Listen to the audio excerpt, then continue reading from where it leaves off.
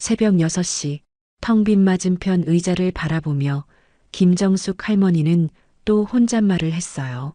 여보, 오늘도 된장찌개 끓였어. 대답 없는 빈 의자만이 그녀를 맞이했죠.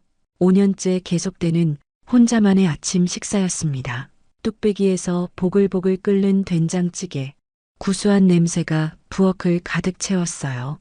김 씨는 떨리는 손으로 국자를 들어 맛을 봤습니다.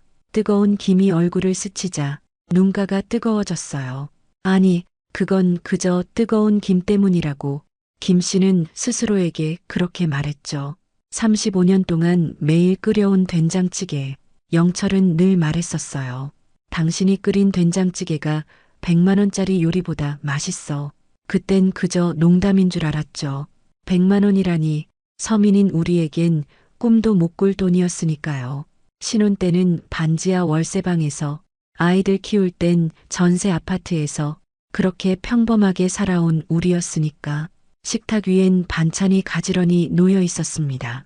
김치, 멸치볶음, 시금치나물, 계란말이까지.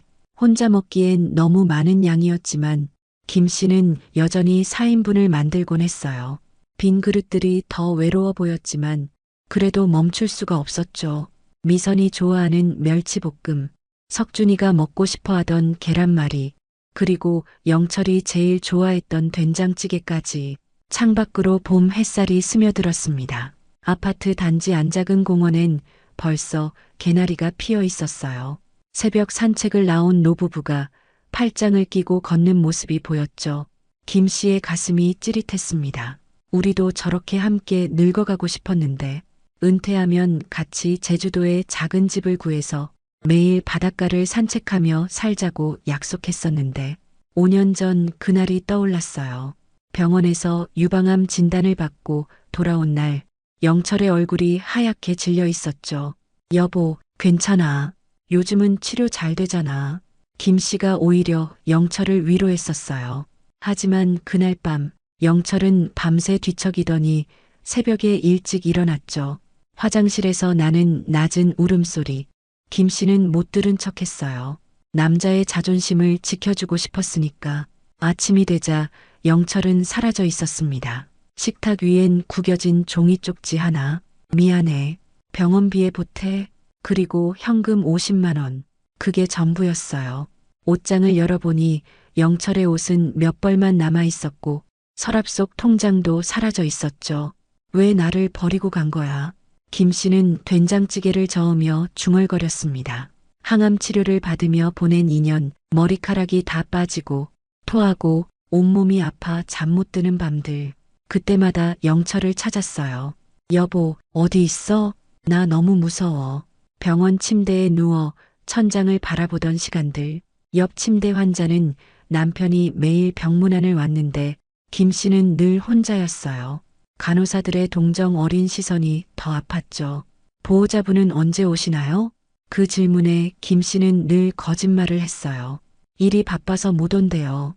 항암 치료 부작용으로 밥도 못 먹던 날, 김 씨는 영철이 끓여준 된장찌개가 그리웠어요. 서툴지만 정성껏 끓여주던 그 된장찌개. 당신이 아플 때는 내가 밥할게. 결혼할 때 했던 영철의 약속이 떠올라 더 서러웠죠. 완치 판정을 받던 날, 김 씨는 병원 복도에서 한참을 울었어요. 기쁨의 눈물이 아니었죠. 이 소식을 전할 사람이 없다는 게, 함께 기뻐할 사람이 없다는 게 더 슬펐습니다. 의사 선생님은 축하한다며 어깨를 토닥였지만 김 씨가 원한 건 영철의 따뜻한 품이었어요. 딸 미선은 늘 화가 나 있었어요. 엄마가 죽을 고비 넘길 때 아빠는 뭐 했어요? 돈이나 벌러 갔겠죠. 병원비며 생활비를 대느라 고생한 미선. 그 아이의 원망을 김 씨는 충분히 이해했어요. 하지만 가끔은 영철을 변호하고 싶었죠. 아빠도 나름의 이유가 있었을 거야. 그러면 미선은 더 화를 냈어요. 엄마는 왜 아직도 아빠를 감싸요? 우릴 버리고 간 사람인데. 아들 석준도 마찬가지였죠. 어머니, 이제 아버지는 잊으세요. 우리가 있잖아요. 석준은 아버지 얘기만 나오면 표정이 굳어졌어요. 어릴 때부터 아버지를 닮고 싶어 했던 아이였는데 이제는 아버지를 원망하고 있었죠. 저는 절대 아버지처럼 살지 않을 거예요. 그 말이 김 씨의 가슴에 비수처럼 박혔습니다. 하지만 김 씨는 잊을 수가 없었어요. 밤마다 영철의 베개를 끌어안고 울었죠. 그 베개엔 아직도 영철의 냄새가 남아있는 것 같았어요. 구수한 된장 냄새와 담배 냄새가 섞인 영철만의 냄새. 핸드폰을 들어 영철의 번호를 수도 없이 눌렀다가 지웠습니다. 자존심도 있었고 정말로 버림받았다는 걸 확인하고 싶지 않았어요. 가끔은 영철이 보낸 것 같은 돈이 통장에 들어왔어요. 익명의 송금이었지만 김 씨는 왠지 영철인 것 같았죠. 하지만 확인할 방법은 없었습니다. 그저 그 돈으로 병원비를 내고 약을 사고 겨우겨우 살아갔어요. 된장찌개가 끓어넘칠 듯 했습니다. 김 씨는 불을 줄이고 숨을 깊게 들이쉬었어요. 오늘도 또 하루를 견뎌야 했죠. 영철 없는 그리움만 가득한 하루를. 창밖의 봄 햇살은 따뜻했지만 김 씨의 마음은 여전히 겨울이었어요. 옆집 윤 씨 아주머니가 가끔 안부를 물었습니다. 남편분은 언제 오시나? 그럴 때마다 김 씨는 애매하게 웃었어요. 일 때문에 바빠서요. 5년째 같은 거짓말. 이웃들도 이제는 눈치를 챘겠지만 김 씨는 계속 그렇게 말했습니다. 그때 창밖으로 뭔가가 보였습니다. 아파트 입구로 들어오는 검은색 고급 승용차. 김 씨의 심장이 쿵 하고 뛰었어요. 아니야, 설마. 그럴 리 없어. 이제 그런 기대는 하지 않기로 했잖아. 하지만 왜 이렇게 가슴이 뛰는 걸까? 그 차는 김 씨네 동 앞에 멈춰섰습니다. 운전석에서 내린 남자의 실루엣이 보였어요. 넓은 어깨, 약간 구부정한 등. 설마. 김 씨는 주방 창문에 얼굴을 가까이 대고 내다봤어요. 남자는 고개를 들어 아파트를 올려다봤습니다. 그 순간 김 씨는 숨을 멈췄어요. 영철이었습니다. 머리는 많이 휘어졌고 얼굴은 더 늙어 보였지만 틀림없는 영철이었어요. 그런데 뭔가 달라 보였습니다. 허름했던 영철이 비싼 양복을 입고 있었고 손목엔 번쩍이는 시계가 채워져 있었어요. 무엇보다 그 고급 외제차. 영철이 그런 차를 탈 사람이었나? 김 씨는 숨을 멈췄습니다. 그리고 그때 현관 초인종이 울리기 시작했어요. 한 번, 두 번, 세 번. 영철이 늘 그랬던 것처럼 정확히 3번. 손가락 관절로 톡톡톡 두드리는 그 리듬까지 똑같았어요. 김 씨의 손이 떨리기 시작했습니다. 5년 만에 돌아온 영철. 하지만 왜 이렇게 화려한 모습으로? 도대체 그동안 무슨 일이 있었던 걸까? 김 씨는 망설였어요. 손잡이를 잡은 채 한참을 서 있었죠. 심장이 미친 듯이 뛰었습니다. 5년이라는 시간, 그 무거운 시간이 현관문 너머에 서 있었어요. 문을 열자 영철이 거기 있었습니다. 비싼 양복, 번쩍이는 구두, 손목에 고급 시계. 김 씨가 알던 영철이 아니었어요.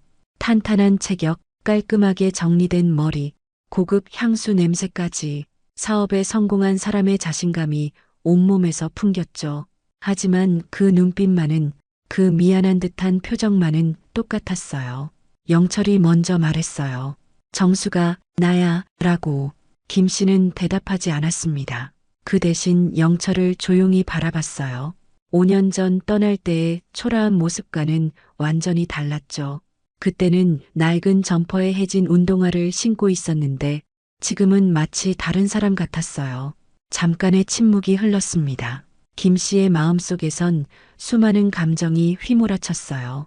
그리움, 원망, 분노, 그리고 당혹감. 영철이 한 발짝 들어서려 하자 김 씨는 무의식적으로 문을 조금 더 열었어요. 하지만 곧 자신의 행동을 의식하고는 멈춰섰죠. 영철이 더듬거리며 미안하다고, 정말 미안하다고 사과했어요. 하지만 이제 다 설명할 수 있다고 말했습니다. 영철의 뒤에서 바스락거리는 소리가 났습니다. 보니 커다란 쇼핑백들이 복도에 놓여 있었어요. 명품 브랜드 로고가 선명하게 보였죠. 샤넬, 루이비통, 구치. 김 씨가 한 번도 들어가 본 적 없는 브랜드들이었어요. 영철이 쇼핑백을 들어 보이며 김 씨가 좋아하던 거라고, 백화점에서 제일 비싼 걸로 샀다고 말했어요. 김 씨의 표정이 서서히 굳어갔어요. 5년간의 외로움과 배신감이 점차 분노로 바뀌기 시작했죠.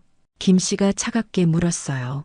이게 다냐고, 5년 만에 온 사람이 할 말이 겨우 그거냐고. 영철이 주머니에서 뭔가를 꺼냈습니다. 자동차 키였어요. 번쩍이는 외제차 엠블럼이 보였죠. 벤츠였어요. S클래스라는 최고급 모델이라고 영철이 설명했죠. 밖에 세워둔 차를 봤는지 물었어요. 우리가 꿈꾸던 차라고, 이제 편하게 살 수 있다고 말했습니다. 김 씨는 영철을 물끄러미 바라봤어요. 주름이 더 깊어진 얼굴. 하지만 예전보다 혈색은 좋아 보였죠. 예전엔 늘 피곤해 보였는데 지금은 활력이 넘쳐 보였어요. 사업에 성공했다는 게 거짓말은 아닌 것 같았어요. 하지만 김 씨의 마음은 점점 차가워졌습니다. 김 씨가 짧게 들어오라고 말했어요. 영철이 쇼핑백을 들고 들어오려 하자 김 씨가 고개를 저으며 그건 놔두라고 했습니다. 영철이 당황한 듯 쇼핑백을 복도에 두고 들어왔어요. 거실에 앉은 영철이 둘러봤습니다. 5년 전과 똑같은 가구들, 벽에 걸린 가족사진, 모든 게 그대로였어요. 커튼도, 소파도, 심지어 탁자 위 꽃병까지. 시간이 멈춘 것 같았죠. 영철이 사진을 보며 하나도 안 변했다고 말했어요. 김 씨가 쓴웃음을 지으며 당신만 변했다고 대답했습니다. 어색한 침묵이 흘렀어요. 김 씨는 차를 끓이러 부엌으로 갔습니다. 손이 미세하게 떨렸지만 영철에게 보이지 않으려 애썼어요. 녹차를 우리며 김 씨는 깊게 숨을 들이쉬었습니다. 찻잎 향기가 코끝을 스쳤어요. 평소처럼 평온함을 주는 향기였지만 오늘은 달랐습니다. 영철이 먼저 입을 열었어요. 5년 동안 정말 열심히 일했다고, 하루에 4시간도 못 자면서 일했다고 말했습니다. 미국과 중국을 오가며 사업을 했다고, 거의 비행기 안에서 살았다고 설명했어요. 그리고는 명함을 꺼냈어요. 아주글로벌 인베스트먼트 대표이사 김영철. 화려한 금방 명함이었죠. 영철이 자랑스럽게 직원만 200명이라고, 작년 매출이 500억이 넘었다고 설명했어요.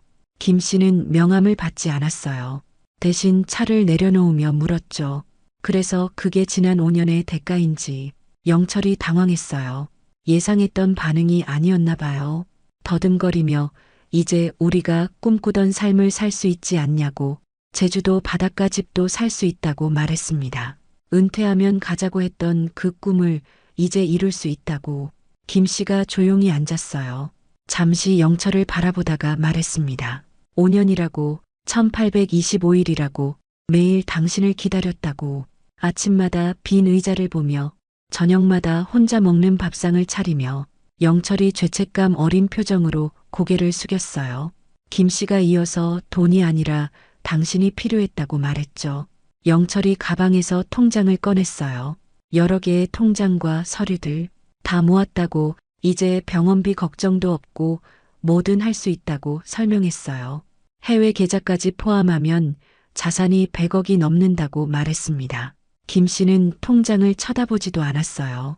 대신 물었죠. 그동안 연락 한 번 없었던 이유가 뭐냐고. 영철이 대답을 못했어요. 김 씨가 다시 말했습니다. 익명으로 돈이 들어왔는데 그게 당신이었는지 물었어요. 영철이 고개를 끄덕였어요. 김 씨의 눈가가 붉어졌습니다. 왜 그렇게 했냐고, 왜 말도 없이 그랬냐고 물었어요. 영철이 어렵게 입을 열었어요. 당신이 아프다는 걸 알고 돈이 필요할 것 같아서 그랬다고, 하지만 직접 만날 자격이 없다고 생각했다고 말했습니다. 성공하기 전엔 돌아올 수 없었다고, 빈손으로는 올 수 없었다고. 김 씨가 한숨을 내쉬며 말했어요. 자격이라니, 부부 사이에 무슨 자격을 따지냐고. 영철이 또 서류를 꺼냈어요. 부동산 계약서, 주식 증서, 이제 강남에 빌딩도 있고 제주도에 펜션도 샀다고, 다 우리 거라고 설명했습니다. 김 씨는 서류를 밀어냈어요. 35년을 함께 살았다고, 반지하 월세방에서 시작해서 아이들 키우며 고생도 많이 했지만 행복했다고 말했어요. 영철이 놀란 듯 김 씨를 봤어요. 김 씨가 계속 말했습니다. 당신이 없는 5년, 돈은 있었지만 행복하지 않았다고. 이해하겠냐고. 영철이 마지막으로 열쇠를 꺼냈어요. 강남 아파트 열쇠라고. 50평짜리를 당신 이름으로 해놨다고 말했습니다. 김 씨는 열쇠를 보지도 않으며 오늘은 이만 가라고 생각할 시간이 필요하다고 말했어요. 영철이 급하게 내일 다시 오겠다고 제발 들어달라고 사정이 있었다고 말했습니다. 김 씨가 일어섰어요. 현관까지 나간 영철이 돌아서며 작은 상자를 내밀었습니다. 이것만이라도 받아달라고. 김 씨가 상자를 열어보니 다이아몬드 목걸이였어요. 티파니 상자 안에 반짝이는 목걸이. 영철이 신혼여행 때 사주고 싶었는데 못 사줬다고 말했습니다. 김 씨는 상자를 돌려주며 말했어요. 그때는 몰랐다고. 진짜 선물은 함께하는 시간이라는 걸 몰랐다고. 영철이 복도에 놓아둔 쇼핑백들을 들었어요. 엘리베이터를 기다리는 영철의 뒷모습이 쓸쓸해 보였죠. 김 씨는 문을 닫으며 마지막으로 아이들에겐 아직 말하지 말라고 부탁했어요. 문이 닫히고 김 씨는 문에 기대어 서 있었어요. 거실로 돌아와 창밖을 내다봤습니다. 영철의 검은 외제차가 천천히 빠져나가고 있었어요. 봄 햇살에 반짝이는 차체가 낯설게 느껴졌죠. 김 씨는 빈 찻잔을 바라봤습니다. 영철은 차를 한 모금도 마시지 않았어요. 예전엔 그렇지 않았는데 무언가 이상했지만 지금은 생각하고 싶지 않았어요. 핸드폰이 울렸습니다. 미선이었어요. 엄마, 오늘 저녁에 들를게요. 석준 오빠도 데리고 갈 거예요. 라고 말했습니다. 김 씨는 잠시 망설였어요. 아이들에게 뭐라고 말해야 할까?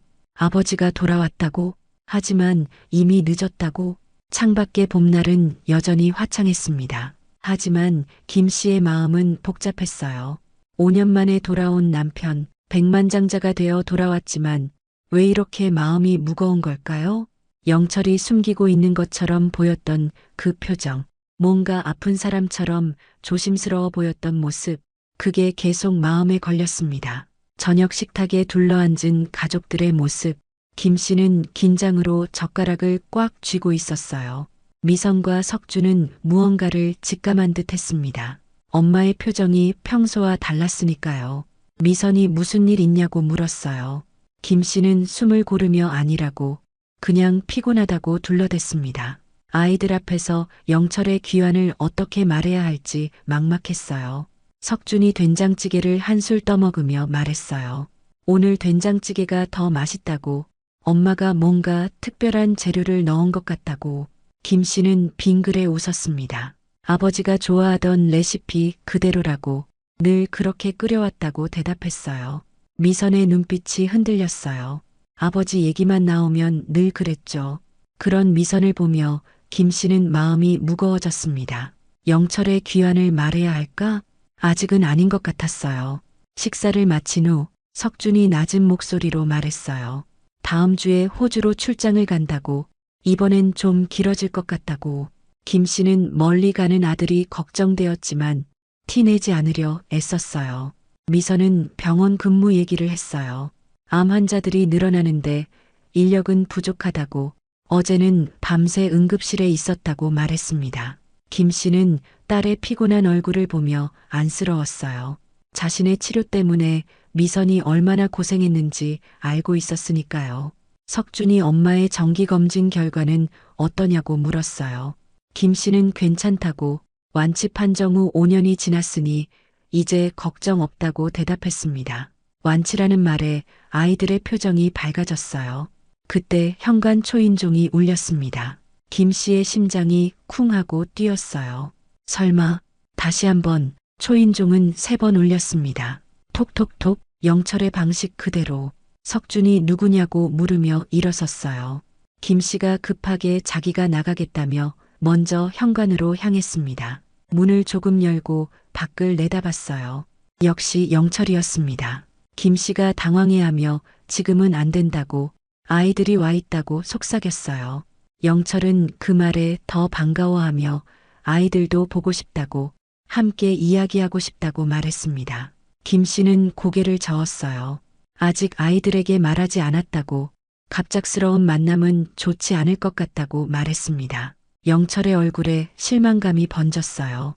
그때 뒤에서 목소리가 들렸습니다. 미선이 엄마에게 누구냐고 물었어요. 김 씨가 급하게 문을 가리려 했지만 이미 늦었습니다. 미선이 문틈으로 밖을 내다봤고 그 순간 얼굴이 하얗게 변했어요. 미선이 떨리는 목소리로 아빠라고 불렀습니다. 석준이 뭐라고 묻고는 현관으로 뛰어왔어요. 그리고 그도 영철을 보았습니다. 석준의 얼굴에 놀라움과 분노가 교차했어요. 순간 정막이 흘렀습니다. 김 씨는 이런 상황을 원치 않았어요.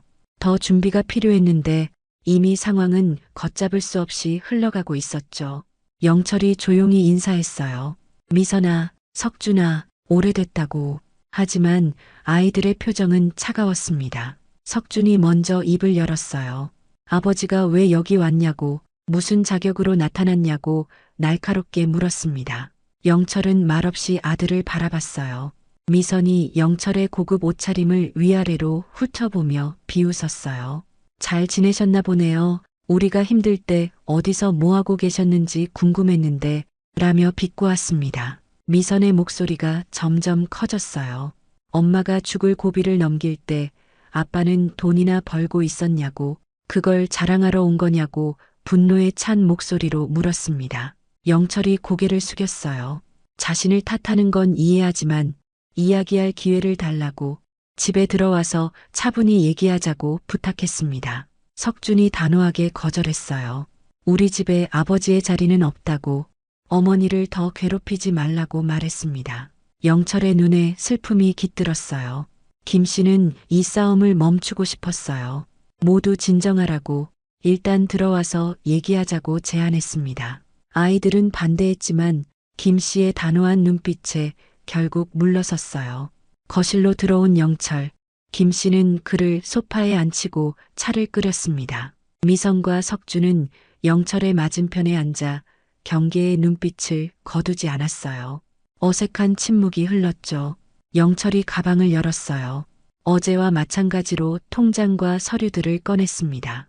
이제 우리 가족이 걱정 없이 살 수 있게 되었다고, 모든 게 가족을 위한 것이었다고 말했어요. 석준이 비웃으며 돈이면 다 된다고 생각하냐고, 지난 5년을 돈으로 살 수 있냐고 물었습니다. 미선도 가세에 엄마가 항암 치료로 고통받을 때, 머리카락이 다 빠지고 밤새 토하면서 아파할 때 아빠의 손길이 필요했다고 울먹였어요. 김 씨는 미선의 떨리는 어깨를 보며 가슴이 아팠습니다. 미선의 말이 맞았어요. 그 순간 그녀의 마음에도 오랫동안 참아왔던 감정이 북받쳐 올랐죠. 김 씨가 천천히 입을 열었어요.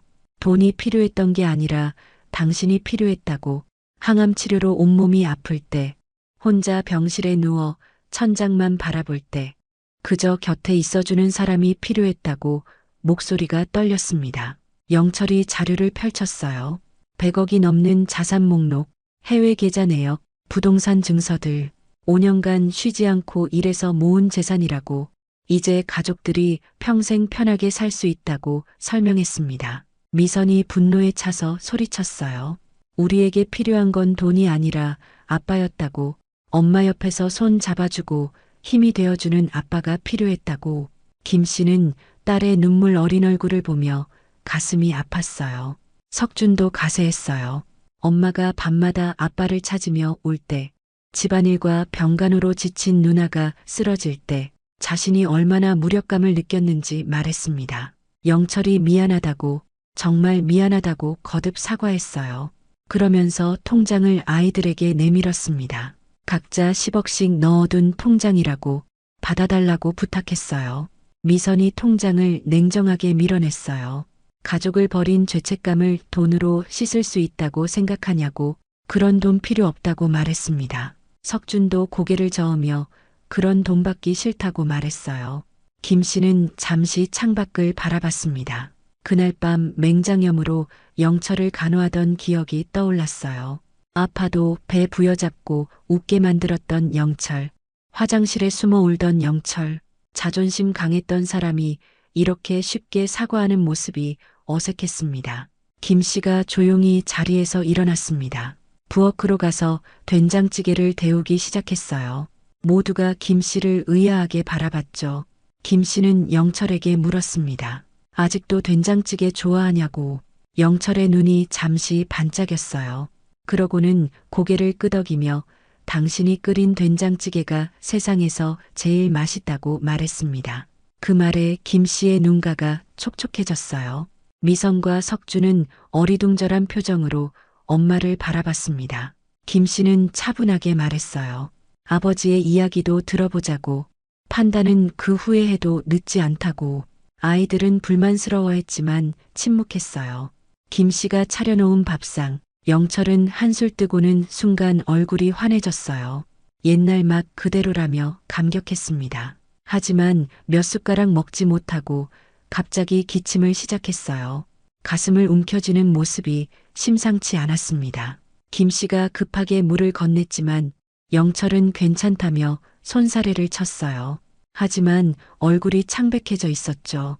석준이 아버지를 이상한 눈으로 쳐다봤고 미선은 간호사의 직감으로 무언가를 느낀 듯 했어요.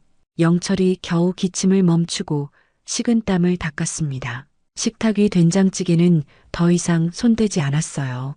대신 물만 마시며 괜찮다고 반복했습니다. 김 씨는 영철의 이런 모습이 처음이었어요.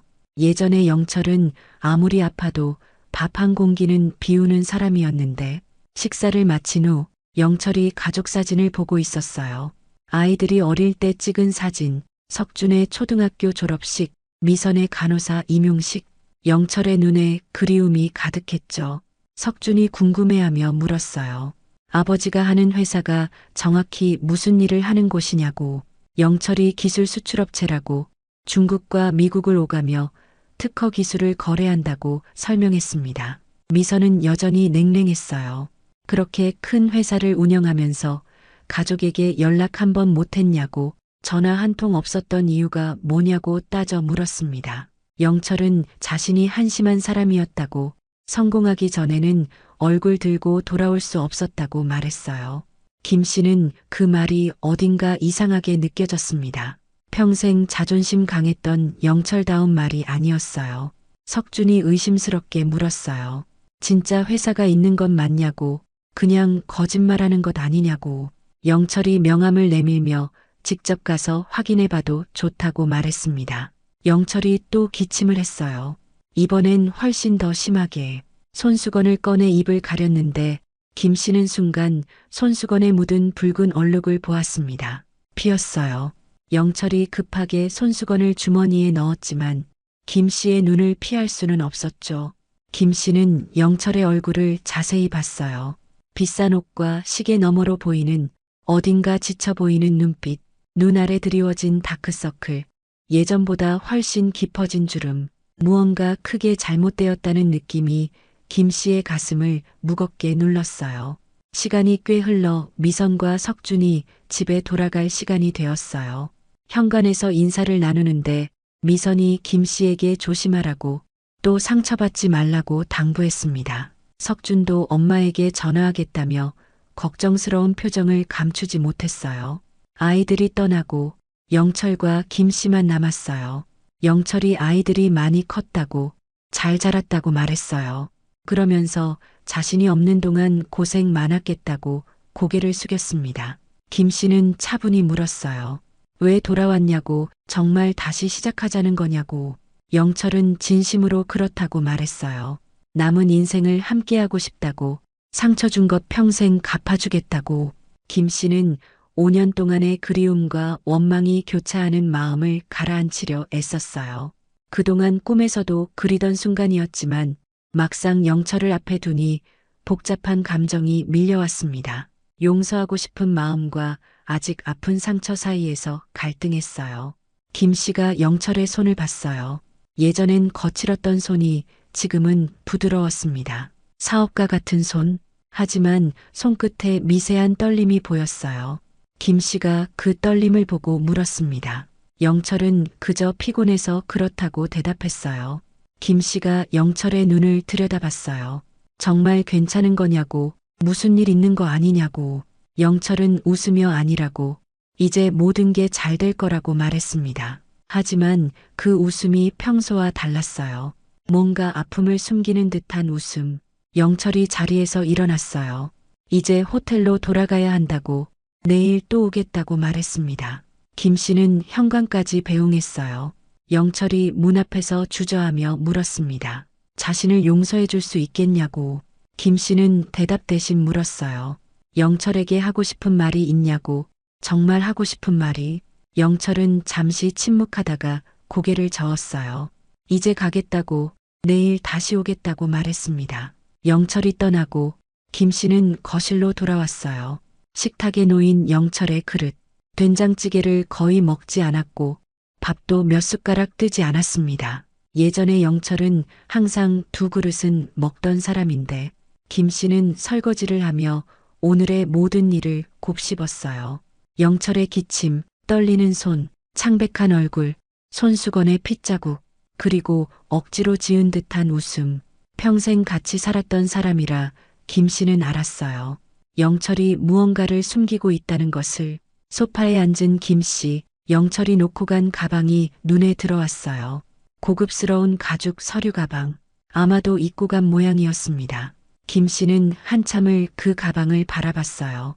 보아선 안 될 것 같다는 생각이 들었지만 한편으론 진실을 알고 싶었죠. 영철이 숨기고 있는 것처럼 보였던 그것. 손수건의 핏자국, 밥도 제대로 못 먹는 모습, 지나치게 창백한 얼굴.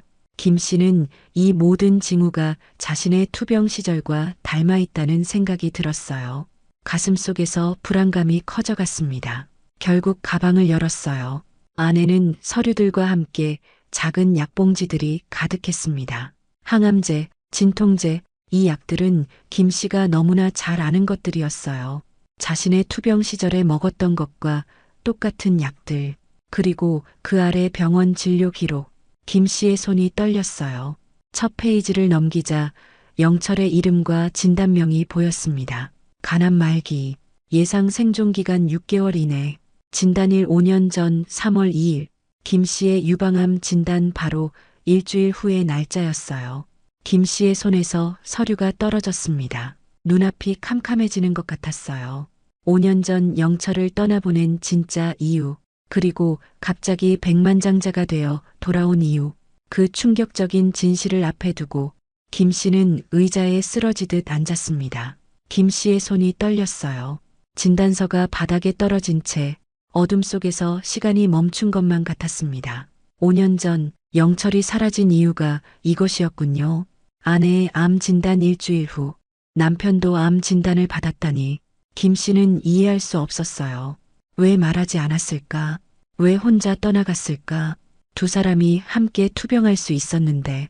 서류를 다시 보니 영철의 진단은 말기였고 예후는 좋지 않았습니다. 6개월 생존 예상. 그런데 어떻게 5년을 살았을까? 시계는 자정을 가리켰어요. 김 씨는 휴대폰을 들어 영철에게 전화할까 망설였습니다. 하지만 어떤 말을 해야 할지 몰랐어요. 대신 미선에게 전화했습니다. 딸이 잠에서 깬 목소리로 전화를 받았어요. 김 씨가 침착한 척하며 미선에게 아버지의 건강 상태가 좋아 보이지 않았냐고 물었어요. 미선은 간호사의 직감으로 이미 알아채고 있었다고 말했습니다. 아버지의 증상이 암 환자와 비슷하다고, 특히 손수건의 핏자국이 폐로 전이된 증상 같다고 설명했어요. 김 씨는 미선에게 병원 진료 기록을 발견했다고 말했습니다. 미선이 놀라며 무슨 병이냐고 물었어요. 김 씨가 간암 말기라고 말하자 전화 너머로 미선의 숨소리가 달라졌습니다. 잠시 침묵이 흐른 뒤 미선이 떨리는 목소리로 물었어요. 5년 전부터냐고. 김 씨가 그렇다고 답했습니다. 엄마의 유방암 진단 일주일 후였다고. 미선이 소리 없이 울었어요. 우리가 오해했던 거였냐고. 아버지는 우리를 버린 게 아니었냐고 물었습니다. 김 씨도 알 수 없었어요. 영철의 선택을, 그 아픔을 혼자 감당한 이유를. 하지만 한 가지 확실했습니다. 영철은 자신의 병을 숨기고 김 씨의 치료비를 위해 떠났던 거예요. 익명으로 보낸 치료비가 영철이 목숨을 걸고 번 돈이었다는 사실에 김 씨의 눈에서 눈물이 흘렀어요. 미선이 내일 아침 일찍 오겠다고 했습니다. 석준에게도 연락하겠다고. 김 씨는 잠시 망설였어요. 영철에게 진실을 알고 있다고 말해야 할까? 아니면 모른 척해야 할까? 복잡한 감정이 가슴을 짓눌렀습니다. 김 씨는 잠을 이루지 못했어요. 서류 가방에서 발견한 약봉지들, 수북이 쌓인 진통제와 항암제, 영철이 자신에게 보여주지 않으려고 했던 그 모든 증거들, 낮에 봤던 영철의 손수건에 묻은 핏자국이 떠올랐어요. 그것은 분명 혈담이었고 암이 폐로 전이된 증상이었습니다. 다음 날 아침 김 씨는 영철의 상태를 더 면밀히 관찰하기로 했어요. 미성과 석준에게는 아버지의 병에 대해 말하지 말아달라고 부탁했습니다. 먼저 영철의 이야기를 직접 듣고 싶었어요. 영철이 약속대로 찾아왔습니다. 어제보다 더 창백한 얼굴, 더 깊어진 다크서클, 고급 양복과 시계는 그대로였지만 그 아래 숨겨진 몸은 더 쇠약해진 것 같았어요. 김 씨는 아침 식사를 차렸습니다. 영철이 좋아하는 된장찌개와 반찬들. 하지만 영철은 대부분의 음식을 앞에 두고도 거의 먹지 않았어요. 김 씨가 더 먹으라고 권했지만 영철은 배가 불러서 괜찮다며 사양했습니다. 밥 대신 약을 꺼내 먹는 영철. 김 씨는 그 모습을 지켜보았어요. 영철은 김 씨가 보지 않을 때 약을 삼키려 했지만 김 씨는 다 지켜보고 있었습니다. 예전에 영철은 하루 세 끼를 꼭 챙겨 먹던 사람이었는데 이제는 겨우 죽 한 그릇을 넘기는 것도 힘들어 보였어요. 김 씨가 슬쩍 물었어요. 요새 건강이 안 좋아 보인다고. 병원에 한번 가보는 게 어떻겠냐고. 영철은 급하게 괜찮다고 단지 피곤해서 그렇다고 대답했습니다. 그러면서 화제를 돌렸어요. 김 씨는 영철이 지난 며칠 동안 가져온 명품 쇼핑백들을 보았습니다. 여전히 현관 옆에 쌓여 있는 선물들. 김 씨는 갑자기 그 화려한 선물들이 슬프게 느껴졌어요. 남은 시간이 얼마 없다고 생각한 사람이 사랑하는 사람에게 줄 수 있는 모든 것을 주려는 마음. 그 필사적인 마음이 보였습니다. 영철이 제주도 얘기를 꺼냈어요. 예전에 신혼여행도 못 갔으니 이제 제주도에 집을 한 채 사서 바닷가에 살자고 말했습니다. 김 씨는 그 말에 눈물이 고였지만 꾹 참았어요. 영철의 소원이 그것이라면 꼭 이루어주고 싶었습니다. 김 씨가 잠시 화장실에 간 사이 영철의 기침 소리가 들렸어요. 화장실 문 너머로 들려오는 억누르는 기침, 그리고 무언가 떨어지는 소리. 김 씨가 급하게 나가보니 영철이 바닥에 떨어진 피 묻은 휴지를 황급히 감추고 있었습니다. 김 씨는 모른 척했어요. 영철이 물을 마시며 괜찮다고 기침이 좀 심한 것뿐이라고 말했습니다. 하지만 김 씨는 더 이상 모른 척할 수 없었어요.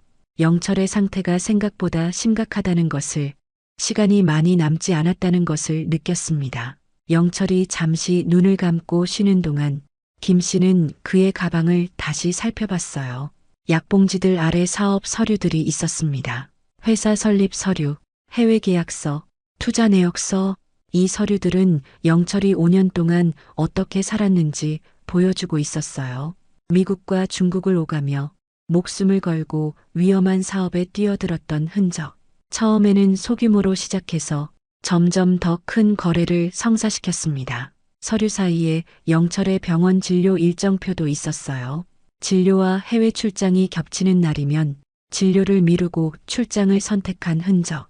영철은 자신의 치료보다 돈 버는 것을 우선시했던 거예요. 김 씨의 손에 영철의 비자, 기록이 들어왔습니다. 5년 동안 그가 얼마나 많은 나라를 다녔는지, 얼마나 바쁘게 움직였는지 알 수 있었어요. 한 달에 2-3개국을 오가며 쉬지 않고 일했던 흔적. 비자 도장 날짜를 보니 김 씨의 항암 치료 중요 일정과 겹치는 날들도 있었어요. 영철은 멀리서도 김 씨의 치료 일정을 알고 있었던 거죠. 영철이 깨어났어요. 김 씨는 급하게 서류를 다시 가방에 넣었습니다. 영철이 죄송하다며 자신이 쓸모없다고, 이렇게 피곤해서 대화도 제대로 못한다고 사과했어요. 김 씨는 괜찮다며 휴식을 취하라고 말했습니다. 미성과 석준이 도착했어요. 어제와는 다른 표정으로 두 사람은 영철에게 다가갔습니다. 미선이 아버지의 얼굴을 자세히 보더니 간호사의 직감으로 상태를 확인하려는 듯 몇 가지 질문을 했어요. 석준도 어제의 적대감 대신 걱정스러운 표정으로 아버지를 바라봤습니다. 영철은 아이들의 변화된 태도에 약간 당황했지만 기뻐하는 것 같았어요. 그동안 못했던 이야기를 나누고 싶다며 미선에게 어린 시절 이야기를 물었죠. 석준에게는 일이 잘 되고 있냐고 관심을 보였습니다. 가족 대화 중에도 영철은 틈틈이 약을 삼켰어요. 화장실을 자주 들락거리며 기침을 감추려 했죠. 김 씨는 모든 것을 지켜보며 가슴이 아팠습니다. 영철이 얼마나 고통스러울지, 그 아픔을 혼자 감당하는 게 얼마나 힘들었을지. 저녁이 되자 미선이 김 씨를 부엌으로 불러 속삭였어요. 아버지 상태가 심각하다고 병원에 즉시 모셔야 한다고 말했습니다. 폐로 전이 된 것 같고 간 기능도 많이 떨어진 것 같다고 설명했어요. 시한부가 맞는 것 같다는 미선의 말에 김 씨의 눈에서 눈물이 흘렀습니다. 석준도 합류해 세 사람은 조용히 대화했어요. 아버지께 진실을 말씀드려야 하냐고, 이제는 우리가 다 알고 있다고 털어놓는 게 좋겠냐고 물었습니다. 김 씨는 고민했어요. 영철이 그렇게 숨겨온 진실을 우리가 일방적으로 알게 되었다고 말해도 될까? 결국 김 씨는 결단을 내렸어요. 내일 영철에게 모든 것을 솔직하게 말하기로 했습니다. 그동안 영철 혼자 감당했던 고통을 이제는 가족 모두가 함께 나누자고 제안했어요. 남은 시간이 얼마든 함께 보내는 게 중요하다고 말했습니다. 미선과 석준은 울먹이며 고개를 끄덕였어요. 그동안 아버지를 오해했다는 죄책감, 그리고 이제 곧 떠나보내야 한다는 슬픔이 밀려오는 듯 했습니다. 김 씨는 아이들을 안아주었어요. 이제 우리 모두 함께 이겨내자고, 마지막까지 영철에게 행복한 시간을 선물하자고 말했습니다. 그날 밤 김 씨는 소파에서 잠든 영철을 오랫동안 바라봤어요. 숨쉬기도 힘들어 보이는 몸, 한없이 야위어가는 얼굴. 그러나 그 얼굴에는 평온함이 깃들어 있었습니다. 사랑하는 가족 곁에서 잠든 안도감 때문일까요? 김 씨는 내일이면 영철에게 모든 걸 말할 것이라고 다짐했어요. 영철이 숨겨온 아픔, 김 씨가 알게 된 진실, 이제는 함께 나눌 시간이었습니다. 김 씨는 침대 옆 테이블에 놓인 제주도 여행 브로셔를 바라봤어요. 그곳에서 둘이 함께 마지막 시간을 보낼 수 있을까? 영철의 소원대로 바닷가 작은 집에서 남은 날들을 함께 할 수 있을까? 김 씨는 창밖별이 빛나는 밤하늘을 바라봤어요. 내일이면 모든 것이 달라질 거라고, 이제 더 이상 혼자가 아니라고 영철에게 말해주고 싶었습니다. 아침이 밝았습니다. 김 씨는 밤새 잠을 이루지 못했어요. 소파에서 불편하게 잠든 영철의 얼굴을 바라보았죠. 고급 양복을 입은 사업가가 아니라 35년을 함께 살았던 남편의 모습으로 보였습니다. 영철이 기침 소리에 깨어났어요. 김 씨는 따뜻한 물을 건네며 말했습니다. 오늘은 함께 병원에 가자고. 영철의 얼굴이 굳었어요. 괜찮다며 손사래를 쳤습니다. 김 씨가 조용히 영철의 손을 잡았어요. 모든 걸 알고 있다고, 더 이상 숨기지 말라고 말했습니다. 영철의 눈이 커졌어요. 당황한 듯 물었습니다. 무슨 말이냐고. 그때 현관문이 열렸어요. 미선과 석준이 들어왔습니다. 아이들의 눈은 붉어져 있었어요. 밤새 울었던 흔적이 역력했죠. 미선이 영철에게 다가갔어요. 아버지라고 부르며 그의 손을 잡았습니다. 석준도 다가왔어요. 아버지의 어깨를 조심스레 감싸 안았습니다. 영철은 혼란스러워하며 가족들을 바라봤어요. 이제 모든 게 끝났다는 듯한 표정이었죠. 김 씨가 서류 가방을 가져왔어요. 어제 발견한 진단서를 꺼내 영철에게 보여주며 말했습니다. 당신도 아프다는 걸 왜 말하지 않았느냐고. 영철의 눈에서 눈물이 흘렀어요. 미선이 의사에게 물어봤다고 말했어요. 아버지의 상태가 많이 위험하다고, 즉시 치료를 시작해야 한다고 전했습니다. 석주는 왜 아무 말도 하지 않으셨냐고, 왜 혼자 감당하셨냐고 물었어요. 영철이 고개를 떨구었습니다. 모든 게 드러난 순간 더 이상 가면을 그 강한 모습을 유지할 필요가 없었어요. 영철이 떨리는 목소리로 말했습니다. 정수기가 암 진단받고 일주일 후 자신도 간암 말기 판정을 받았다고. 하지만 의사는 자신에게 6개월밖에 시간이 없다고 했던 반면 정수기는 치료하면 나을 가능성이 높았다고 말했어요. 그래서 결정했다고 했습니다. 둘 다 치료하기에는 돈이 없었고 누군가는 포기해야 했다고. 김 씨의 눈에서 눈물이 흘렀어요. 영철은 자신보다 아내를 선택했던 거였습니다. 영철이 계속 설명했어요. 치료비를 벌기 위해 위험한 사업에 뛰어들었다고. 죽을 거라면 목숨 걸고 돈이라도 벌자고 생각했다고. 처음에는 작은 거래로 시작했지만 점점 더 큰 거래를 성사시켜 나갔다고 말했습니다. 미선이 흐느끼며 물었어요. 왜 우리에게 말하지 않았냐고. 영철이 대답했어요. 정수기가 자신의 병까지 알게 되면 치료에 전념할 수 없을 것 같았다고. 가족들에게 짐이 되고 싶지 않았다고. 김 씨는 영철의 손을 꽉 잡았어요. 돈이 아니라 당신이 필요했다고. 함께 투병했으면 좋았을 텐데라고 말했습니다. 영철은 고개를 저었어요. 그랬다면 김 씨는 자신 걱정에 치료에 소홀했을 거라고. 혼자 떠나는 게 최선이라고 생각했다고 말했습니다. 석준이 아버지에게 물었어요. 어떻게 5년이나 살아계셨냐고. 의사는 6개월밖에 시간이 없다고 했는데.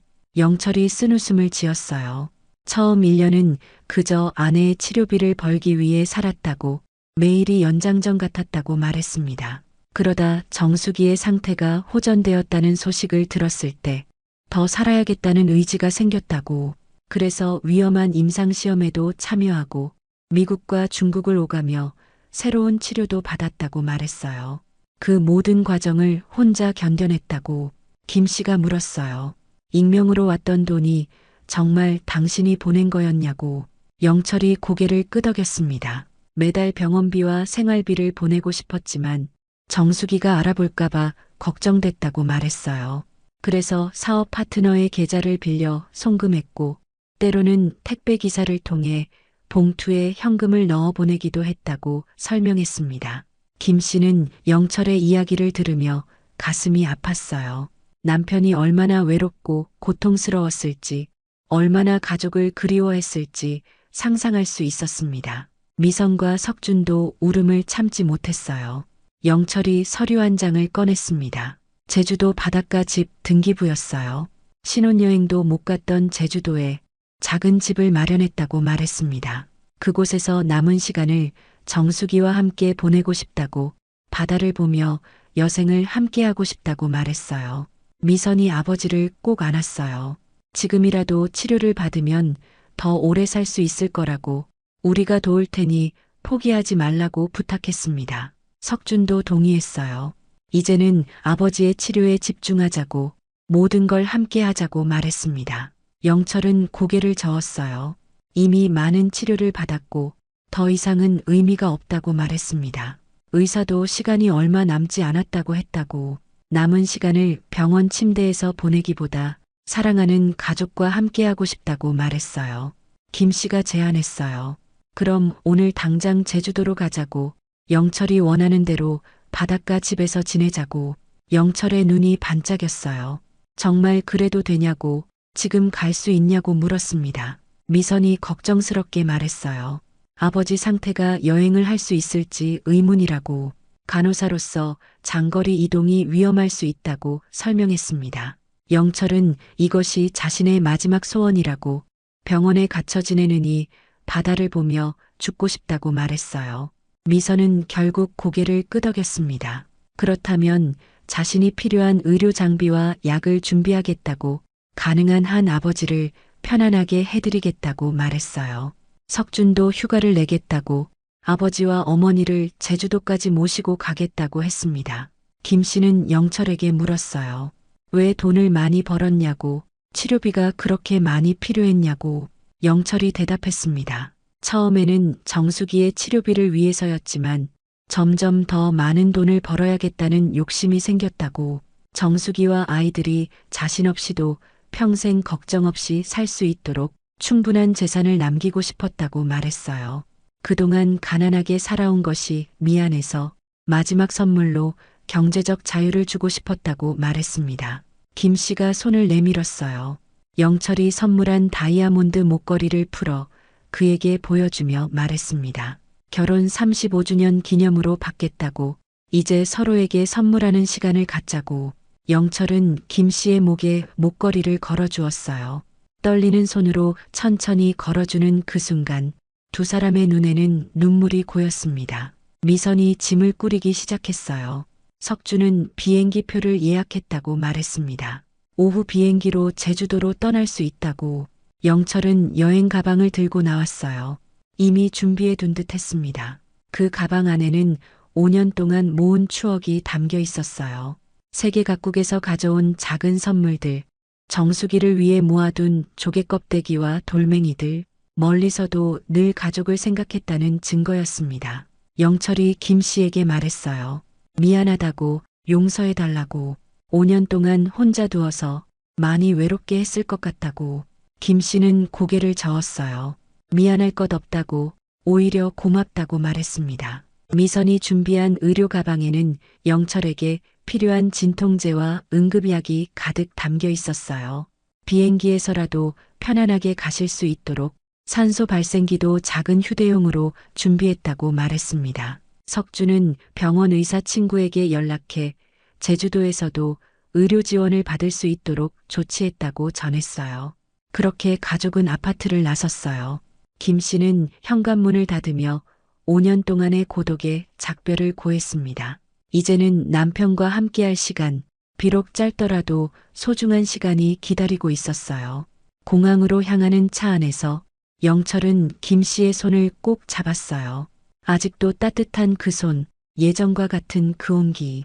김 씨는 영철의 어깨에 머리를 기대었습니다. 35년 전 처음 만났을 때처럼 떨리는 마음으로 제주행 비행기 안 창가에 앉은 영철은 하늘을 바라봤어요. 미선이 준비한 산소 호흡기를 가끔 사용하면서도 영철의 표정은 평온해 보였습니다. 구름 위로 펼쳐진 푸른 하늘, 그 아래 기다리고 있을 푸른 바다, 평생 꿈꿔왔던 그 장소로 가는 길이었습니다. 김 씨는 영철의 손을 꼭 잡았어요. 이제 함께니까 괜찮다고, 남은 시간 행복하게 보내자고 말했습니다. 영철의 눈에서 눈물이 흘렀어요. 가난해도 함께였다면 더 행복했을 텐데라고 중얼거렸습니다. 김 씨는 대답했어요. 지금이라도 함께여서 백만장자보다 더 부자가 된 것 같다고. 영철은 미소를 지었어요. 진짜 부자는 돈이 아니라 사랑하는 사람과 함께하는 시간이라는 걸 이제야 깨달았다고 말했습니다. 비행기가 제주도에 도착했어요. 영철이 준비한 차로 마침내 바닷가 집으로 향했습니다. 창문 너머로 푸른 바다가 보였어요. 해변을 따라 달리는 길, 김 씨와 영철의 마음은 점점 가벼워졌습니다. 마침내 도착한 집, 작지만 아름다운 바닷가 집이었어요.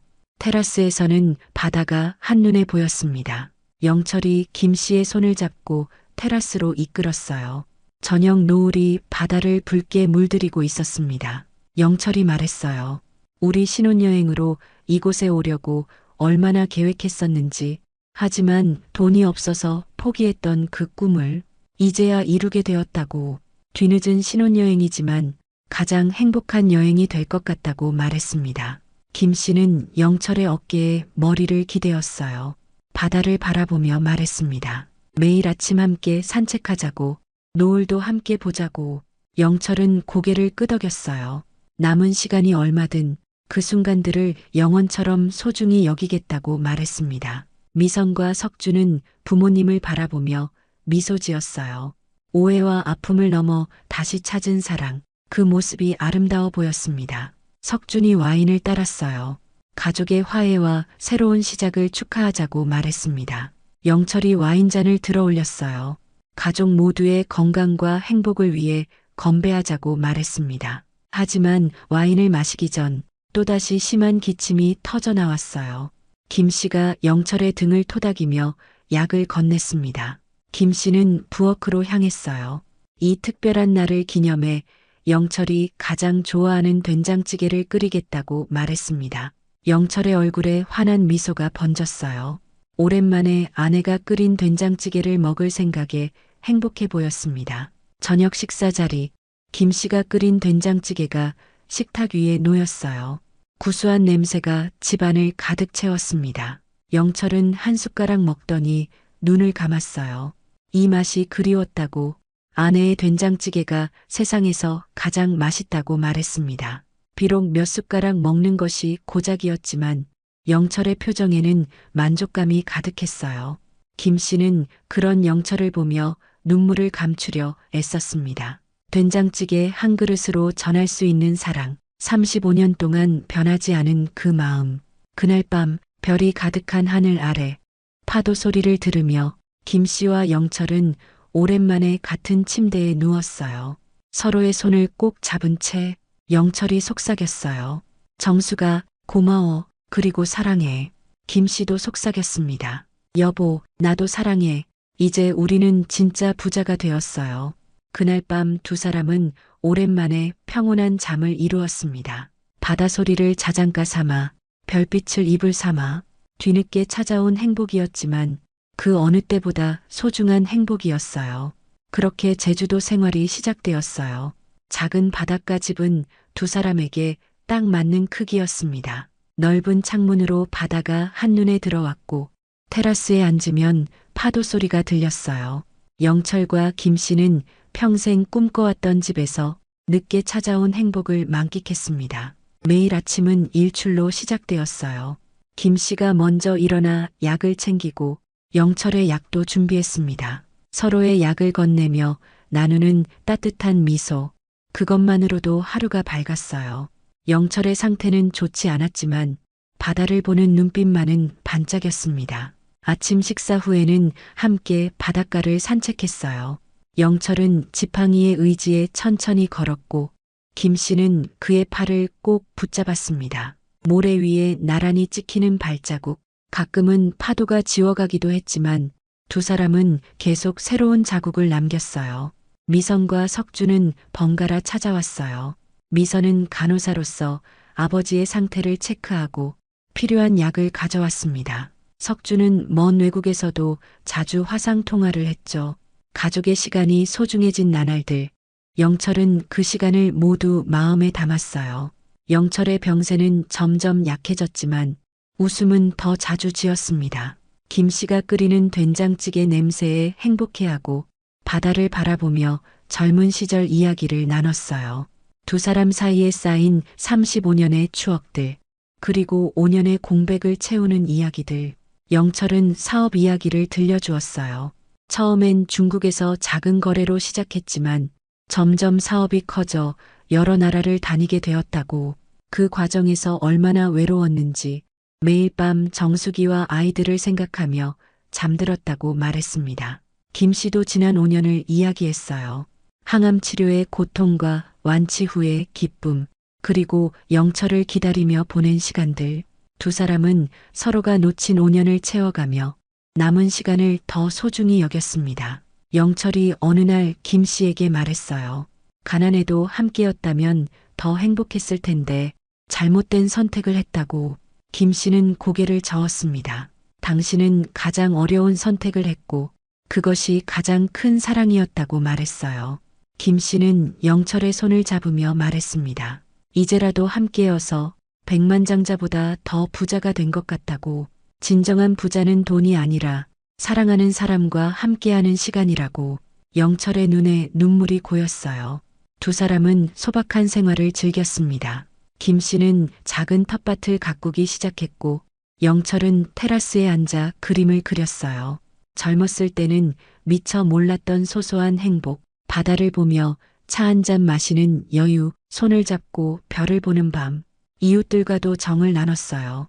옆집 할머니는 김 씨에게 제주도 요리를 가르쳐 주었고 근처 슈퍼 아저씨는 영철에게 낚시 장소를 알려주었습니다. 처음으로 느끼는 동네의 온기. 영철과 김 씨는 이런 평범한 일상을 사랑했어요. 영철의 생일이 찾아왔습니다. 71세 생일. 김 씨는 작은 케이크를 준비했어요. 미선과 석준도 깜짝 방문하여 가족이 모두 모였습니다. 영철은 행복한 눈물을 흘리며 이것이 자신의 마지막 생일일지도 모른다고 말했어요. 모두가 고개를 저었지만 현실은 냉정했습니다. 영철의 상태는 날이 갈수록 나빠졌어요. 통증도 심해져 약의 용량도 늘어났고 밤에는 잠을 이루지 못할 때가 많았습니다. 하지만 영철은 불평 한마디 없이 매일 아침 김 씨에게 미소를 지어 보였어요. 그리고 6개월 후 따뜻한 봄날 아침, 영철은 평소보다 일찍 일어나 김 씨를 깨웠어요. 오늘은 바다에 나가고 싶다고 말했습니다. 김 씨가 걱정스러워하자 영철은 괜찮다며 마지막 소원이라고 말했어요. 김 씨는 영철을 부축해 바닷가로 나갔습니다. 둘은 모래사장에 앉아 떠오르는 해를 바라봤어요. 붉게 물드는 수평선, 파도 소리, 갈매기 울음소리. 영철은 김 씨의 손을 꼭 잡았습니다. 영철이 김 씨에게 말했어요. 이제 떠나야 할 것 같다고, 정말 행복했다고. 김 씨는 눈물을 참으며 고개를 저었습니다. 하지만 영철은 평온한 미소를 지었어요. 이렇게 당신 곁에서 바다를 보며 떠날 수 있어 감사하다고, 35년 함께해줘서 고맙다고 말했습니다. 영철은 김 씨의 어깨에 머리를 기대었어요. 그리고 마지막 숨을 내쉬었습니다. 마치 잠든 것처럼 평온하게 사랑하는 아내의 품에서 김 씨는 한동안 영철을 안고 바다를 바라봤어요. 눈물이 마를 때까지. 장례식은 영철의 바람대로 소박하게 치러졌습니다. 미선과 석준, 그리고 새롭게 알게 된 이웃들이 함께했어요. 영철은 바다가 보이는 언덕 위에 묻혔고 김 씨는 그곳에 꽃을 심었습니다.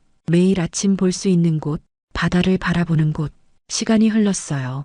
김 씨는 혼자가 되었지만 영철의 흔적이 집 곳곳에 남아 있었습니다.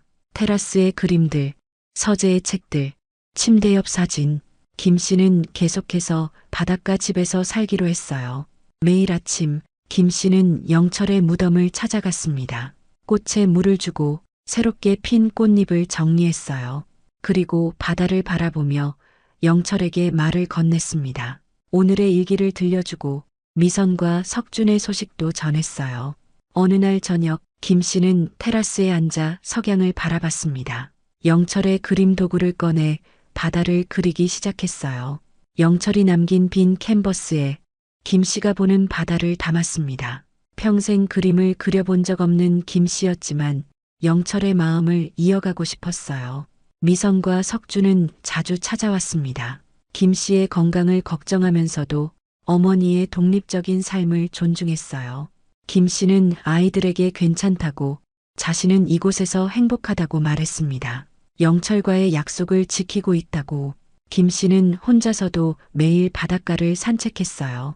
처음에는 두 사람의 발자국이었던 곳에 이제는 혼자의 발자국만 남았지만, 하지만 김 씨는 영철이 곁에 있는 것처럼 느꼈습니다.